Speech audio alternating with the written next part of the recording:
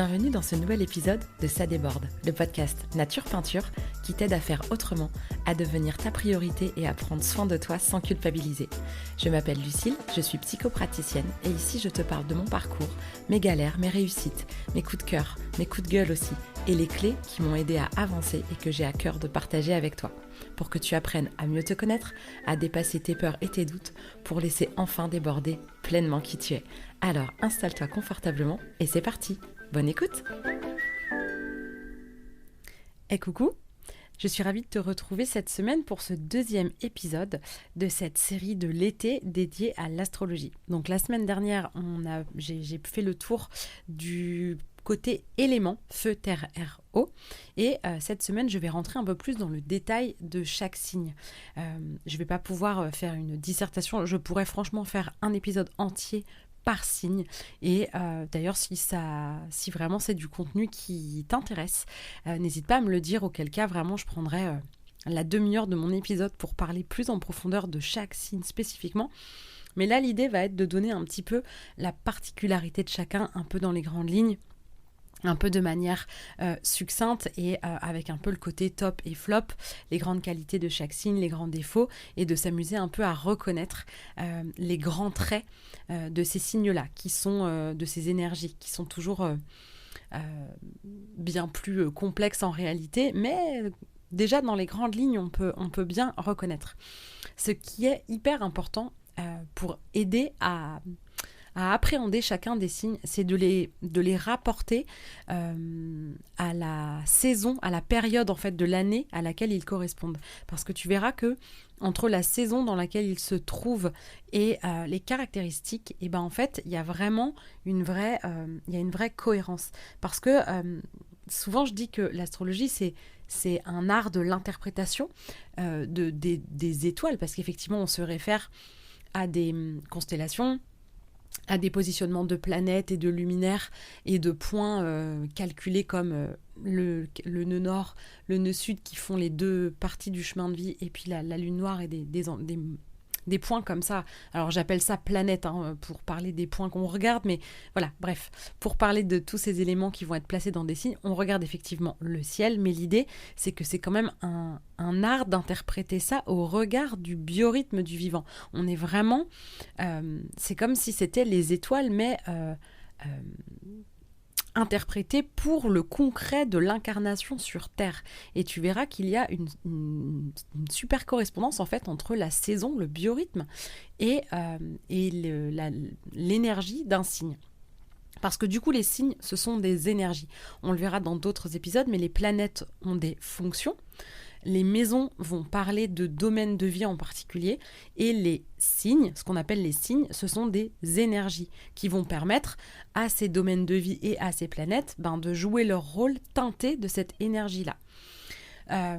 Donc si tu connais un peu tes grands placements astrologiques, là tu vas pouvoir te reconnaître dans chacun de ces signes, peut-être parce que ce sera ton soleil ou ton signe lunaire ou ton ascendant.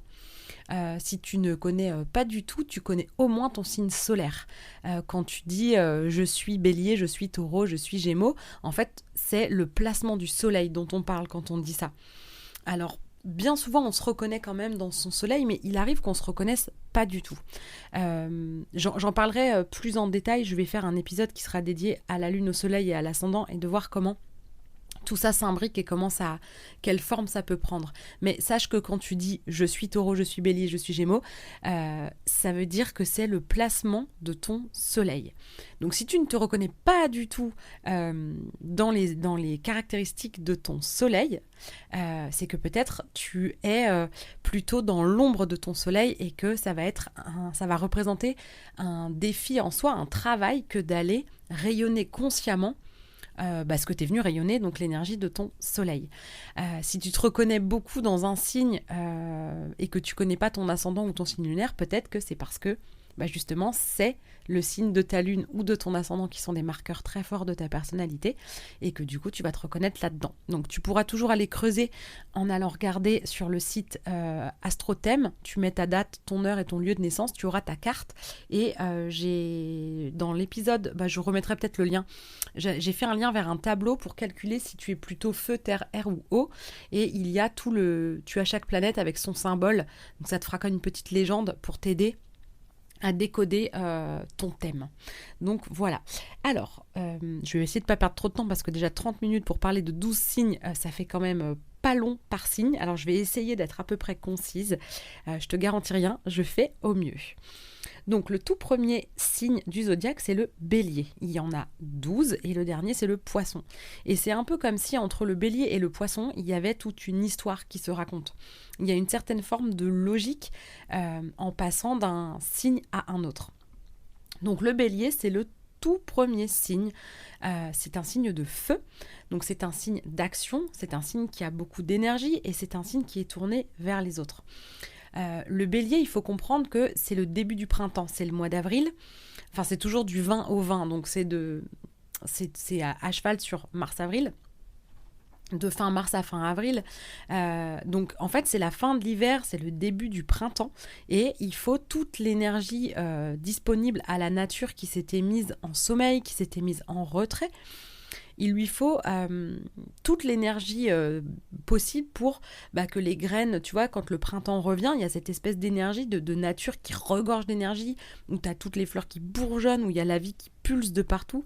C'est ça l'énergie du bélier, c'est l'énergie du printemps, c'est l'énergie qui démarre. Il y a quelque chose de puissant en fait dans cette énergie du bélier. Le bélier, c'est un signe qui a beaucoup de courage, de franchise. Il y a un grand aussi esprit sportif. Il aime les challenges, il aime relever des défis. Il est très indépendant aussi, le bélier. Il fonce, il surmonte les obstacles. Tu vois, il y a vraiment ce côté de se dépasser. Il y a beaucoup de spontanéité. Chez les 4 premiers signes, il y a beaucoup de spontanéité parce que c'est le premier signe de feu, de terre, d'air et d'eau, puisque c'est dans cet ordre-là que ça arrive, et on recommence au feu. Donc les 4 premiers signes ont une espèce de naïveté. Alors ça ne veut pas dire qu'ils sont bêtes, ça veut dire qu'il y a une espèce de spontanéité parce que c'est les premiers signes. C'est comme si il n'y avait pas encore assez de recul ou de malice pour aller pour qu'il y ait trop de réflexion. Il y a quelque chose de spontané, je trouve pas d'autre mot, et particulièrement le bélier. Il a un côté, il peut avoir un langage très franc, très direct, très spontané et parfois du coup un peu maladroit. Et du coup, dans les excès du bélier, dans les défauts, on va dire, il y a un côté impulsif, mais beaucoup trop, colérique, très impatient, possiblement même agressif, que ce soit dans des gestes ou dans ses paroles. Pour te donner un ordre d'idée, moi j'ai mon Mercure, donc c'est la planète qui régit la communication, entre autres, est dans le bélier. Donc tu vois ma manière de parler qui est cash, qui est je parle vite, je parle beaucoup, j'ai tendance à couper la parole, je suis très spontanée et je peux être très très colérique et je peux être très agressive aussi dans mes propos, ça peut m'arriver. Tu vois, c'est mon expression, c'est la fonction de la planète Mercure qui s'exprime à travers cette énergie du bélier qui fait ma manière de m'exprimer dans cette énergie du bélier. Donc on va trouver cette fougue un peu en fait du bélier. D'ailleurs on voit bien que l'animal totem du bélier c'est un bélier. Grosse surprise. Et on voit aussi, pense à l'objet pour enfoncer des portes, on appelle ça des béliers parce que vraiment le bélier il a cette énergie de démarrer les choses. C'est un signe cardinal, j'en ai parlé un tout petit peu dans l'épisode précédent, mais les signes cardinaux sont les signes qui démarrent et en fait ils démarrent chaque saison. Donc le bélier démarre le printemps. Et donc, c'est comme si c'était l'élément déclencheur de l'histoire qui va se poursuivre dans cet élément feu. Donc, c'est le début de l'histoire. Donc, il y a comme un élan. Mais pas forcément la persévérance et ce qui va venir après. Donc, le bélier, lui, il fonce des portes. Il y va. Il voit une porte, il la pète. Il réfléchit pas. Tu vois, il y a ce côté dans le bélier, je réfléchirai après. L'important, c'est de se bouger. C'est d'agir, on réfléchira après. Puis si on a fait des conneries, on les répare et on s'en fout. Au moins, on a avancé. Il y a un peu c'est pour ça qu'il y a ce côté un peu spontané, impulsif, qui peut du coup parfois desservir, mais qui est aussi un sacré moteur pour beaucoup.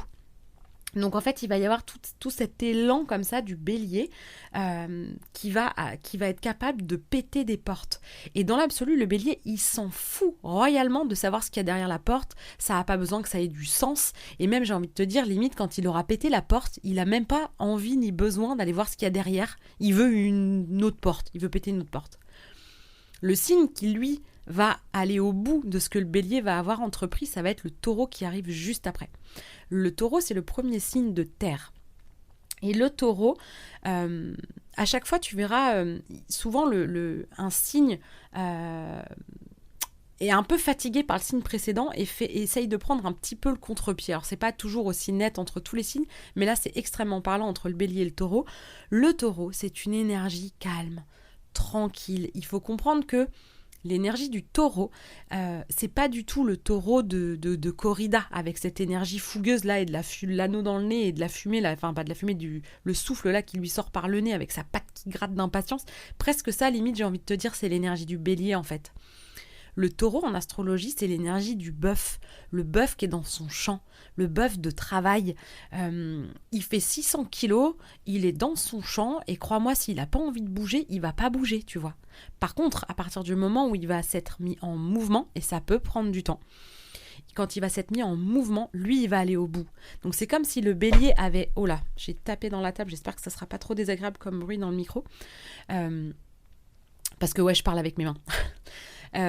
Donc le bélier, il a cette impulsion de démarrer que n'a pas le taureau. Par contre, le taureau va avoir cette capacité à persévérer et à aller au bout et à avoir de l'endurance que n'a pas forcément le bélier. Et c'est pas ce qu'on attend de l'énergie du bélier, tout comme on n'attend pas de l'énergie du taureau qu'elle impulse. Le taureau, c'est un signe de terre, mais c'est un signe fixe. Donc les signes fixes, ils s'installent. C'est le développement de l'histoire. Si le signe cardinal, c'est un signe qui démarre l'histoire, qui met un élan, les signes fixes qui arrivent après, ils ont ce côté de vouloir de faire durer l'histoire, de prendre le temps, de faire vivre les choses, pas juste d'impulser. Donc en fait, le taureau va être un peu fatigué de cette énergie débordante du bélier, de cette incapacité à rester en place. Et le taureau va avoir quelque chose de très calme, de très posé, de très stable. C'est un épicurien, le taureau. Il est fidèle. Souvent, en fait, c'est toute la lenteur du taureau qui va faire ça. Il va y avoir un côté de savourer la fidélité. Pourquoi ? Parce que ce soit en amour ou en amitié ou par rapport à ses principes ou à ses idées, il va être fidèle. Pourquoi ? Parce qu'en fait, il est lent. Et comme il est lent, il va construire lentement mais sûrement des relations, des opinions, des choses comme ça. Et donc, ça va pas, il va entretenir ça. Il va pas chercher, tu vois, il va y avoir quelque chose qui va durer, qui va perdurer dans le temps. Il va investir, c'est un investisseur, le taureau. Mais ça parle aussi d'argent, hein, vraiment investir de l'argent. Le taureau, il va investir de l'argent, mais pour en gagner, pour faire fructifier. Tu vois, on est dans l'énergie, on a le bœuf là dans son champ, il va travailler son champ, il va le labourer, il va prendre le temps que ça prendra, il va y avoir les graines de planter. Après, il y a beaucoup de bon sens. Le taureau, c'est vraiment un signe extrêmement terre à terre, extrêmement concret. C'est un signe très terrien, c'est un peu l'énergie de l'agriculteur, le taureau, parce qu'il y a ce bon sens, il y a le plaisir simple, et le taureau vraiment il vient savourer. S'il y a bien un mot pour le taureau, c'est savourer, parce que dans la notion, dans ce mot savourer, il y a toute la lenteur du taureau et tout le côté qualitatif. Le taureau, il va avoir besoin de confort, il va avoir besoin de qualité. On va dire parfois que le taureau est radin, en fait il n'est pas radin, mais il va dépenser avec du bon sens. C'est-à-dire qu'il préférera acheter une table en bois de bonne facture, fait par un artisan à la main pendant des heures et mettre une somme très chère, enfin très élevée, plutôt que d'acheter une table Ikea qui va durer 2 ans et que tout le monde aura la même et qui n'a pas la valeur du travail bien fait. Donc le taureau, il va être capable de dépenser de l'argent, mais là où ça a du bon sens pour lui. Et le bon sens du taureau, c'est vraiment le bon sens des 5 sens. Le bon sens de la terre, de la patience, du travail bien fait. C'est vraiment un signe concret, c'est un signe de terre. Donc là, on parle vraiment de concret. Il aime les belles matières, il aime le bois, il va aimer les beaux tissus, tout ce qui va avoir un toucher agréable. Quand il va regarder quelque chose, il va savourer avec ses yeux, il va aimer l'art, le taureau. Il va aimer regarder des beaux paysages. C'est un signe qui est extrêmement proche de la nature, qui va avoir besoin de passer du temps calme, en nature, pas pour faire un footing comme le bélier, hein, pour marcher. Tu vois, moi je suis taureau et mes balades du matin, si tu me suis sur Instagram, que j'ai pas fait depuis un moment d'ailleurs et ça me manque énormément. Et je vois bien que quand je fais cette balade quotidiennement, que je marche, que je prends mon temps, que je m'extasie sur le bruit de la mer, sur la beauté du paysage, sur un arc-en-ciel, sur les petits lapins que je vois sur mon chemin, sur les oiseaux qui me chantent dans les oreilles, tout ça c'est très taureau. Après c'est de boire mon café en prenant le temps de le sentir, de déguster des bonnes choses.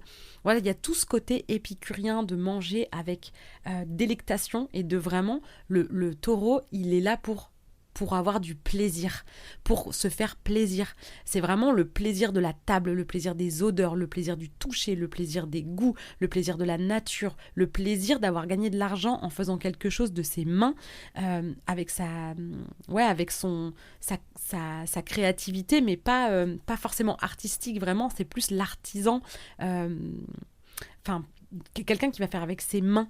Genre la rénovation de ma caravane, c'était très taureau, d'avoir fabriqué moi-même, d'avoir pris le temps, d'avoir persévéré, d'avoir été au bout. Tu vois, c'est ça l'énergie du taureau.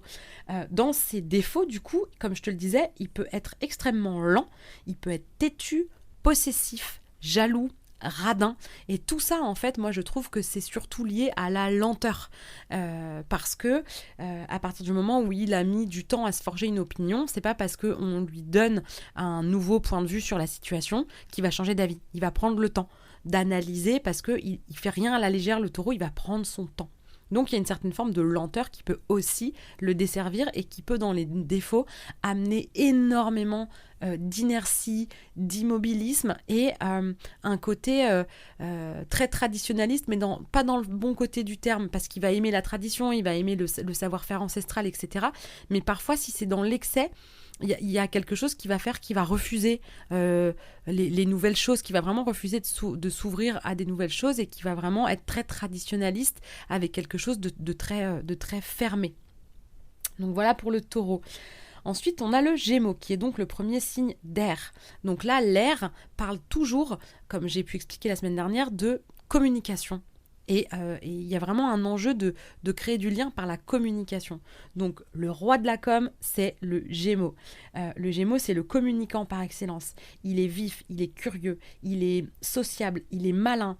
Il a toujours envie d'essayer des nouvelles choses. Le Gémeaux, si on lui propose une nouvelle expérience, un nouveau sport, de faire une nouvelle, de découvrir quelque chose de nouveau, c'est toujours pourquoi pas. Ah ouais, pourquoi pas.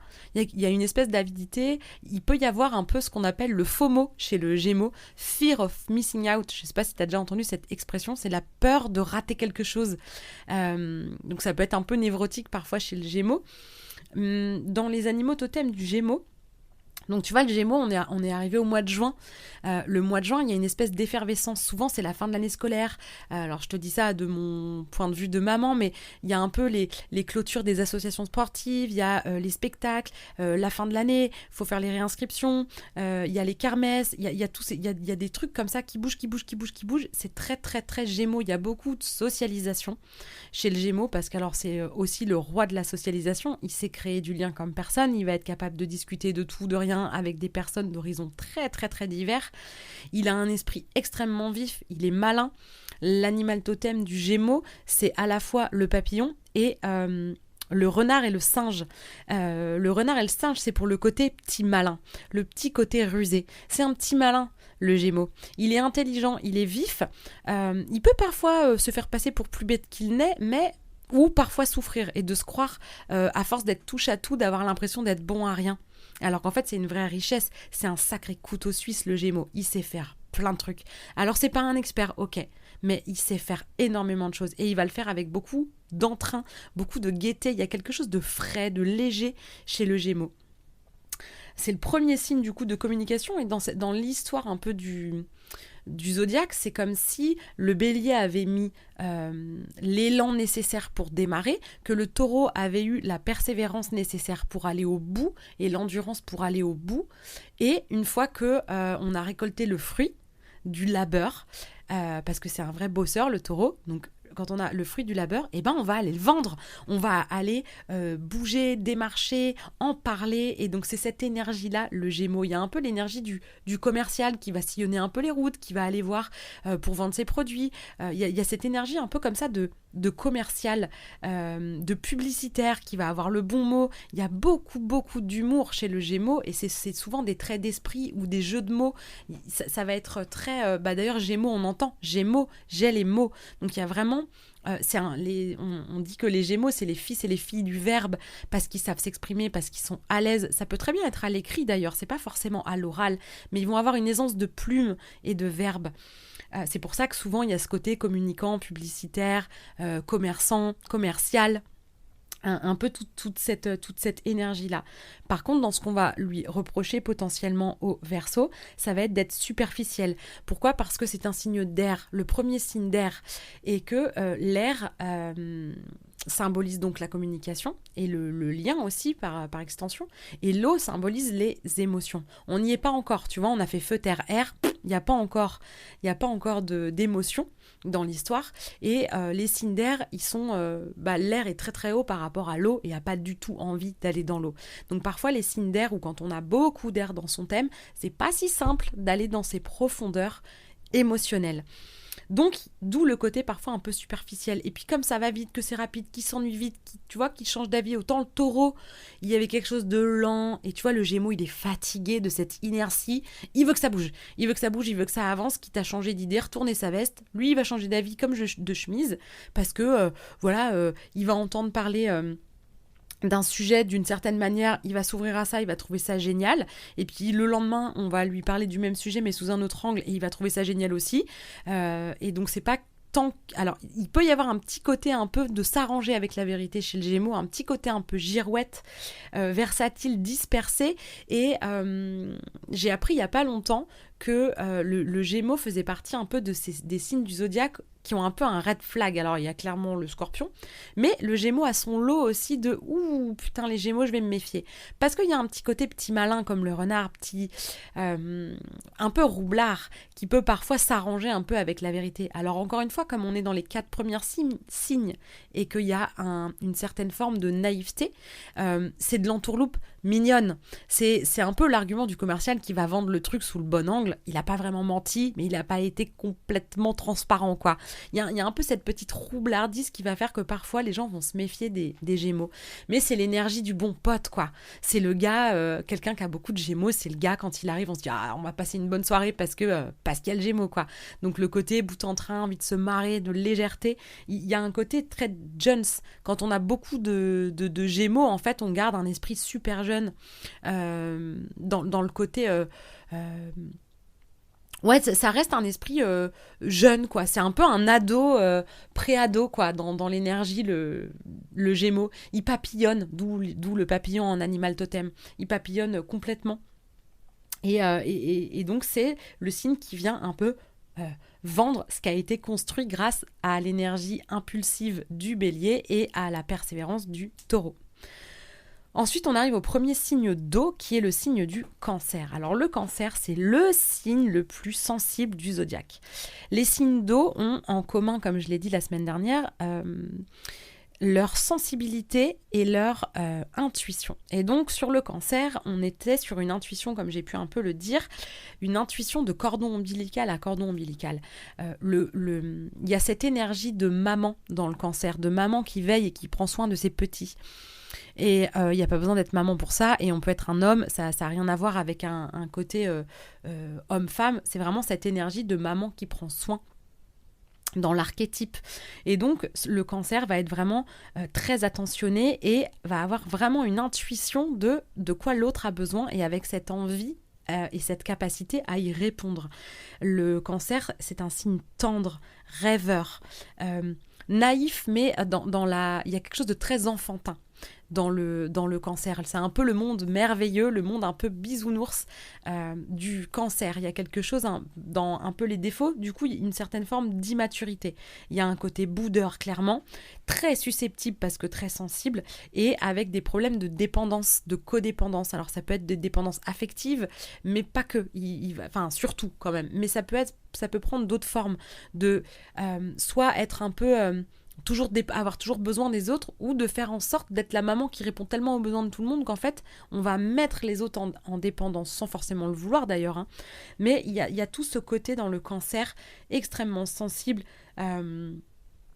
comme dit Yann Cano, c'est des choudoudous, les cancers. Il y a vraiment quelque chose de mignon, de gentil, c'est des petites boules d'amour. Vraiment, le cancer, c'est de la tendresse, quoi. C'est des nounours. Il y a, tu vois, toute cette énergie. Alors, c'est toujours plus difficile de mettre des mots sur les signes d'eau. Alors, sur le poisson, c'est le pire, mais parce que c'est beaucoup plus impalpable. C'est beaucoup plus impalpable, invisible, intérieur. Là, on est dans des signes qui sont réceptifs. Donc, on est dans quelque chose de plus rentré. Et on est du coup dans cette sphère un peu de l'enfance merveilleuse. Arrive ensuite le lion. Donc le lion, on est au mois d'août. Donc là, le lion, le maître du lion, c'est le soleil. Le soleil, c'est le chef d'orchestre du thème. Le lion, c'est le roi de la savane. Là, on voit bien qu'il y a quelque chose de waouh, de rayonnant, de grand. C'est l'été, c'est les lunettes de soleil, c'est la fête, c'est les amours de vacances, c'est la guitare au coin du feu et tout le monde me regarde parce que je joue de la guitare et je suis beau ou belle, bronzée. Voilà, il y a un peu cette ambiance comme ça de fête, de légèreté de vivre, de chaleur, parce que là on est du coup de nouveau dans un signe de feu et là c'est un signe fixe. Donc là on a toute cette chaleur qui se déploie et qui prend vraiment toute son ampleur. Donc le lion parle toujours de cœur, ça parle d'amour. Alors ça parle d'amour propre, mais ça parle aussi de flirt ou d'amour de l'autre. Alors on n'est pas encore dans la notion de faire couple, ça arrivera plus tard dans les autres signes du zodiaque, mais déjà le lion va avoir ce côté charismatique, généreux, et c'est vraiment la générosité du cœur, le lion. Il va aussi avoir un côté très artiste, très créatif. C'est aussi un leader, il a confiance en lui, il est vraiment charismatique, quoi. Je crois que c'est le mot qui caractérise le mieux le lion. Il y a beaucoup d'honneur aussi, de courage, il y a de la grandeur d'âme, il y a une noblesse, voilà, je cherchais. Il y a une noblesse d'âme, une grandeur d'âme dans le lion. Par contre, dans les excès, il peut être extrêmement orgueilleux. Il y a vraiment avec le lion des possibilités de faire des crimes de lèse-majesté, quoi. Et alors là, ça peut partir en drama. Il y a un côté complètement excessif, possiblement égocentrique, mégalo et très drama queen. Faut que ça brille, faut qu'il y ait des paillettes, mais ça peut être excessif.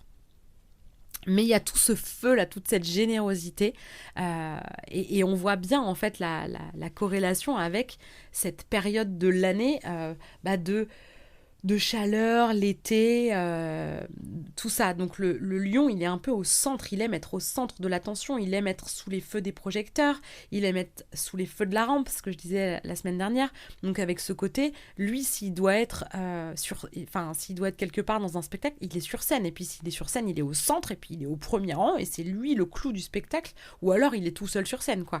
Mais il y a ce besoin d'être au centre, d'être admiré, d'être vu. Il y a vraiment ce besoin de rayonner pour les autres, mais d'être aussi un peu le centre de l'attention. D'où le côté à l'excès un peu mégalo, quoi, un peu excessif quand c'est pas équilibré, ou dans des enjeux qui vont venir dégrader cette énergie du lion. Mais il y a vraiment aussi un côté leader. Alors pas de la même manière que le bélier, mais il y a quand même cette capacité à avoir du monde derrière lui, à être vraiment... à rayonner, à avoir confiance, et à embarquer les autres aussi à avoir confiance en eux.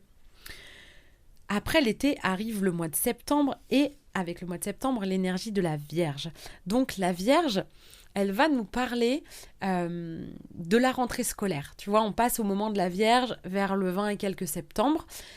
Et là, on sent... août, pardon, jusqu'à 20 et quelques septembre. Et là, on sent que c'est la fin de l'été Et de la même manière que c'était très net entre le bélier et le taureau, entre le lion et la vierge, il y a vraiment cette rupture.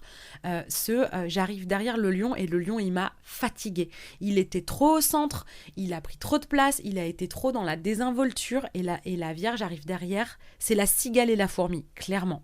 Le lion, c'est la cigale qui a profité tout l'été. Et la vierge, c'est la fourmi qui, elle, en attendant, elle a prévu le coup.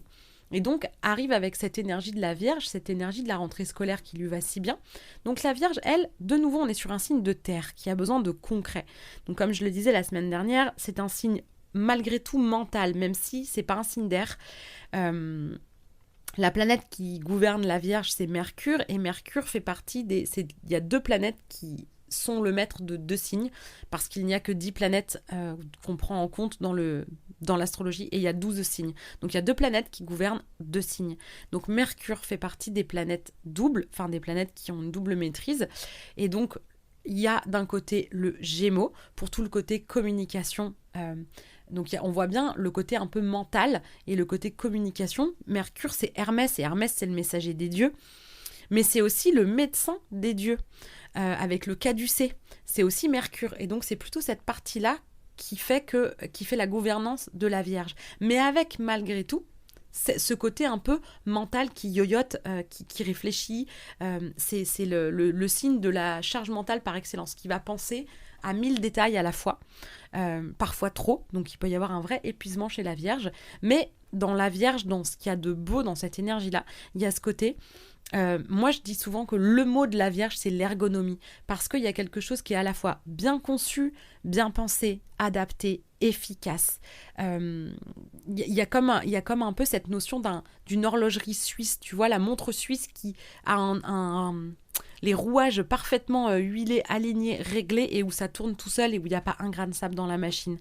La Vierge, c'est un signe qui est très porté sur le quotidien, l'organisation, le planning, et qui va apporter un grand soin à l'hygiène de vie, que ce soit par le corps, par le côté un peu médecine, un peu parapharmacie ambulante. Pas forcément côté médical pur, mais le côté parapharmacie, avec soit des plantes, mais aussi des bons vieux médicaments qui ont fait leur preuve, genre un bon Doliprane quand on a mal au crâne. Faut que ça marche en fait, faut que ce soit efficace, faut que ça fonctionne. Il y a besoin de fonctionnalité chez la Vierge, et de manière très concrète, hein. Je rappelle qu'on est dans un signe de terre, donc il y a besoin de résultats concrets, quantifiables, et donc il y a beaucoup plus de froideur dans les signes de terre, puisque on n'est pas dans le monde émotionnel flou, plus souple de l'eau, on est vraiment dans la terre. Il y a quelque chose de solide, de concret, d'un peu lourd aussi éventuellement, ou d'un peu sec. S'il y a beaucoup de terre, tu es peut-être un peu même aride, un peu sec, un peu rigide. Mais la Vierge, va avoir ce côté, cette minutie, cette intelligence avec... elle a aussi un grand besoin d'être au service d'eux. Elle aime bien être au service du quotidien, faire en sorte que le quotidien fonctionne bien, et avec énormément d'humilité. On parle bien de la fourmi. C'est-à-dire que la fourmi, elle veut pas être sur scène. C'est pas la cigale, c'est pas le lion. La fourmi, la Vierge, c'est la petite main qui fait un travail de titan que personne ne voit. Mais si la fourmi arrête de bosser, tout s'écroule. C'est cette espèce souvent, elle va se croire petite, presque insignifiante, alors qu'en fait, elle est carrément indispensable. Et que cette quête de perfection et de toujours vouloir s'améliorer de la Vierge va faire d'elle quelqu'un d'extrêmement performant. Et si tu as de l'énergie de Vierge dans ton thème, et que j'accompagne beaucoup de gens qui ont de la Vierge dans leur thème et qui se trouvent chiants, rabat-joie, parce que très carrés, qui ont besoin d'avoir le planning, ils savent que tous les mois, tous les ans, au mois de juin, il faut appeler l'ophtalmo pour avoir rendez-vous en septembre, ou chez l'orthodontiste ou machin, et qui savent que le détartrage, et qui ont tout ça dans la tête comme autant de petits logiciels ou de fenêtres là, de fenêtres d'ordinateur ouvertes, d'où le côté mental et charge mentale, mais ramené à du concret, à du soin du corps, du bien-être. Donc il y a tous ces enjeux-là. Dans l'excès, du coup, ça va générer beaucoup d'anxiété, parce que ça va être l'énergie de la Vierge va toujours être dans l'anticipation, donc ça va pas être simple. Il va y avoir vraiment une problématique pas simple autour de de cette anxiété de vouloir bien faire, de toujours vouloir s'améliorer. Il peut y avoir un côté maniaque, même limite jusqu'à des tocs, parce que toc de propreté, toc que ça fonctionne pour essayer de se rassurer, parce qu'il y a beaucoup d'anxiété, beaucoup de dévalorisation, parce que la Vierge, elle vise humblement la perfection, et quand c'est parfait, elle est juste satisfaite, parce que c'est le minimum attendu. Et comme c'est rarement parfait, il y a une espèce d'insatisfaction perpétuelle et d'autodéception, d'autodévalorisation en se pensant jamais assez à la hauteur dans les travers de la Vierge. Alors qu'en vrai, c'est vraiment... c'est une organisatrice et une... Ouais, j'aime bien le mot ergonomie parce que ça réunit à la fois le côté bien pensé, adapté, efficace, pratique, bien conçu, il y a tout ça. Et il peut y avoir aussi un côté hypocondriaque parce qu'on en revient à ce côté hygiène. Il y a hygiène de vie, mais il y a l'hygiène aussi. Souvent, les gens qui ont beaucoup de marqueurs de Vierge ont un déodorant dans leur sac à main ou toujours pour sentir bon, pour être propre, avec du gel hydroalcoolique, ils vont avoir un peu peur des microbes jusqu'à potentiellement l'hypocondrie. Je vois que ça fait déjà 34 minutes et que je n'ai parlé que de la moitié des signes. Alors je pense que je vais faire une pause. Je vais vous proposer pour cette semaine cet épisode où je parle des 6 premiers signes et je vais prendre le temps de développer les 6 suivants pour la semaine prochaine parce que je voudrais pas accélérer et peut-être pas non plus faire un épisode qui va durer plus d'une heure.